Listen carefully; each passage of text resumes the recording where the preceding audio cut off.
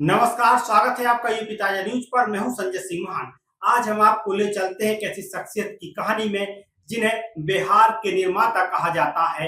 एक ऐसा नेता जिसने गांधी जी की मर्जी के खिलाफ जाकर बिहार की कमान संभाली, दलितों के लिए मंदिरों के पंडों से भिड़ गया और इंसुलिन लगाकर रसगुल्ले खाने का शौक रखता था। जी हाँ, हम बात कर रहे हैं बिहार के पहले मुख्यमंत्री श्री कृष्ण सिंह की, जिन्हें प्यार से लोग श्री बाबूजी और बिहार केसरी कहते हैं। ये कहानी उनके साहस, समर्पण और बिहार के लिए उनके सपनों की है। तो चलिए शुरू से शुरू करते हैं। 21 अक्टूबर 1887 को नवादा जिले के खनवा गांव में एक बच्चे का जन्म हुआ, जिनका नाम रखा गया श्री कृष्ण सिंह। उनका पैतृक गांव था मुंगेर जिले का 12 बीघा। श्री बाबू के पिता हरिहर सिंह एक जमींदार और शिवभक्त थे, लेकिन श्री कृष्ण की जिंदगी में एक त्रासदी तब आई जब वे मात्र 5 साल के थे। उनकी मां को प्लेग हो गया और वे चल बसी। इसके बाद उनकी परवरिश का जिम्मा उनकी बड़ी भाभी ने उठाया। श्री बाबू की शुरुआती शिक्षा घर पर ही हुई। उनके पिता ने पहले उन्हें उर्दू और फिर हिंदी सिखाई। 1894 में वे गांव के स्कूल में पढ़ने गए और बाद में मुंगेर जिला स्कूल में दाखिल हुए। उनकी प्रतिभा ऐसी थी कि उन्हें वजीफा भी मिला, लेकिन श्री बाबू का मन सिर्फ किताबों तक सीमित नहीं था। वे लोकमान्य तिलक का मराठा और श्री अरविंदो का वंदे मातरम अखबार पढ़ने लगे। देश दुनिया की राजनीति और स्वतंत्रता संग्राम की किताबों ने उनके मन में क्रांति की चिंगारी जला दी। दिल्ली यूनिवर्सिटी के हिस्ट्री के प्रोफेसर नरेंद्र कुमार पांडे अपनी किताब में लिखते हैं कि एक दिन श्री कृष्ण गंगा नदी के किनारे खड़े हो गए। एक हाथ में गीता, दूसरे हाथ में कृपाण लेकर उन्होंने कसम खाई, चाहे प्राण चले जाएं, मैं देश सेवा की राह से नहीं भटकूंगा। यह वह पल था जब श्री कृष्ण सिंह ने अपने जीवन का लक्ष्य तय कर लिया। साल 1911 दिसंबर का महीना। ब्रिटेन के राजा जॉर्ज पंचम पटना पहुंचे। पूरा शहर सजा हुआ था। लोग उन्हें देखने के लिए उत्साहित थे, लेकिन श्री कृष्ण सिंह, जो तब पटना कॉलेज में पढ़ते थे, इस बात से नाराज थे। वे बोले, लोग उसे देखने की उतावले हैं जिसके हम गुलाम हैं। उस दिन उन्होंने खुद को हॉस्टल के कमरे में बंद कर लिया और खिड़कियां तक बंद कर दी ताकि उनकी नजर किंग जॉर्ज पर न पड़े। 1916 में वाराणसी के सेंट्रल हिंदू कॉलेज में एक सभा हुई जिसमें महात्मा गांधी ने भाषण दिया। श्री कृष्ण वहां मौजूद थे। गांधी जी के विचारों ने उनके दिल पर गहरी छाप छोड़ी। इसके बाद वे गांधी जी के आंदोलनों में शामिल होने लगे। 1920 में जब गांधी जी ने असहयोग आंदोलन शुरू किया, श्री कृष्ण ने वकालत छोड़ दी और आंदोलन में कूद पड़े। वे जेल गए, लेकिन उनका हौसला नहीं टूटा। रिहाई के बाद श्री बाबू कांग्रेस में शामिल हो गए। 1927 में वे कांग्रेस विधान परिषद के सदस्य बने। अब बिहार के बड़े नेताओं में उनकी गिनती होने लगी थी। लोग उन्हें श्री बाबू और बिहार केसरी कहने लगे। साल 1937 में बिहार में पहली बार विधानसभा चुनाव हुए। कांग्रेस को बहुमत मिला, लेकिन अंग्रेजों ने मुस्लिम इंडिपेंडेंट पार्टी के मोहम्मद यूनिस को बिहार का प्रीमियर बना दिया। कांग्रेस ने इसका विरोध किया और आखिरकार यूनिस को इस्तीफा देना पड़ा। अब सवाल था कि कांग्रेस का नेता कौन होगा। महात्मा गांधी की पसंद थे अनुग्रह नारायण सिंह। उन्होंने राजेंद्र प्रसाद को चिट्ठी लिखी कि अनुग्रह बाबू को नेता चुना जाए, लेकिन पटना के सदाकत आश्रम में जब कांग्रेस विधायकों की बैठक हुई तो सर गणेश दत्त और स्वामी सहजानंद सरस्वती ने श्री बाबू का नाम प्रस्तावित किया। अनुग्रह बाबू राजपूत थे और उनके साथ कैस्त लॉबी थी।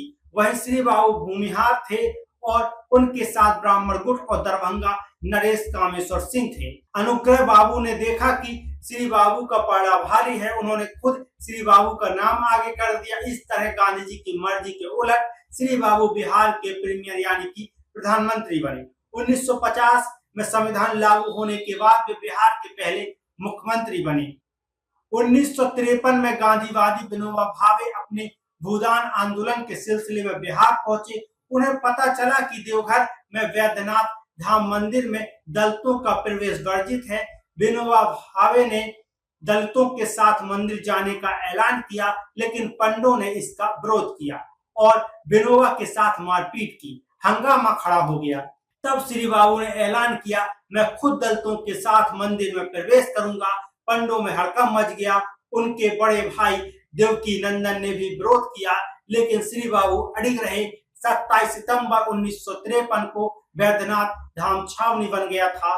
श्री बाबू ने अपने मंत्री विनोदानंद झा और 700 दलितों के साथ मंदिर में प्रवेश किया और पूजा की। पुलिस की मौजूदगी और श्री बाबू के दृढ़ संकल्प के सामने पंडे कुछ नहीं कर सके। इस ऐतिहासिक कदम के बाद बिहार के सभी सार्वजनिक मंदिरों में जाति के आधार पर प्रवेश पर रोक खत्म हो गई। यह श्री बाबू की सामाजिक न्याय के प्रति प्रतिबद्धता का सबसे बड़ा उदाहरण था। 1952 में देश में पहली बार लोकसभा और विधानसभा चुनाव हुए। कांग्रेस ने बिहार की 235 सीटें जीती, लेकिन विधायक दल के नेता चुनने में फिर से श्री बाबू और अनुग्रह बाबू आमने सामने थे। नेहरू ने श्री बाबू का साथ दिया, जबकि राजेंद्र प्रसाद अनुग्रह बाबू को चाहते थे। आखिरकार नेहरू के फॉर्मूले के तहत श्री बाबू मुख्यमंत्री बने और अनुग्रह बाबू डिप्टी सीएम बने। 1957 के चुनाव में भी यही कहानी दोहराई गई। अनुग्रह बाबू ने खुलकर मुख्यमंत्री पद का दावा ठोका, लेकिन श्री बाबू ने चतुराई से सत्ता विरोधी विधायकों का टिकट कटवा दिया। नतीजा, श्री बाबू को 145 वोट मिले, जबकि अनुग्रह बाबू को 109। जीत के बाद जब अनुग्रह बाबू श्री बाबू से मिलने पहुंचे तो दोनों गले मिलकर रोने लगे। अनुग्रह बाबू ने माफी मांगे और श्री बाबू ने कहा, अब इस अदावत को यहीं खत्म करो। श्री बाबू सादगी और साहस का अनोखा संगम थे।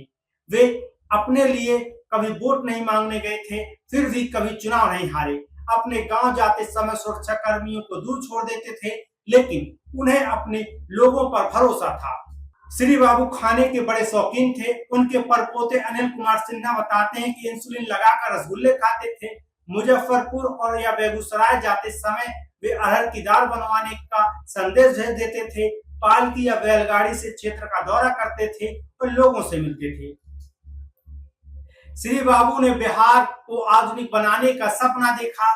जब नेहरू ने बिहार में रिफाइनरी और उर्वरक फैक्ट्री लगाने से मना किया तो श्री बाबू अनशन पर बैठ गए। उन्होंने कहा, बिहार में प्रोजेक्ट नहीं आए तो मैं इस्तीफा दे दूंगा।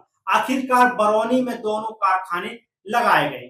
श्री बाबू ने बोकारो में पहला स्टील प्लांट, बरौनी में डेयरी, हटिया में भारी उद्योग निगम और गढ़हरा में एशिया का सबसे बड़ा रेलवे यार्ड बनवाया। भागलपुर, समस्तीपुर और रांची में कृषि कॉलेज खोले गए। कई पुल और हाईवे बनवाए गए। यही वजह है कि उन्हें आधुनिक बिहार का निर्माता कहा जाता है। 31 जनवरी 1961 को श्री बाबू का निधन हो गया और 12 दिन बाद उनकी तिजोरी खोली गई तो उसमें सिर्फ 24,500 रुपए थे, वो भी दूसरों के लिए हुए। 20,000 कांग्रेस कमेटी के लिए, 3,000 एक दोस्त की बेटी की शादी के लिए और 1,000 एक मंत्री की बेटी की शादी के लिए और 500 रुपए अपने नौकर के लिए। श्री बाबू ने अपनी सैलरी को 5,000 से घटाकर 500 रुपए कर दिया था। उनकी शादी और समर्पण आज भी प्रेरणा देता है। वे बिहार के पहले ऐसे नेता थे जिन्होंने सामाजिक न्याय, औद्योगिकरण और शिक्षा के लिए इतना बड़ा योगदान दिया है। श्री बाबू की कहानी सिर्फ एक नेता की नहीं, बल्कि एक ऐसे शख्स की है जिसने अपने सिद्धांतों और साहस से बिहार को नई दिशा दी।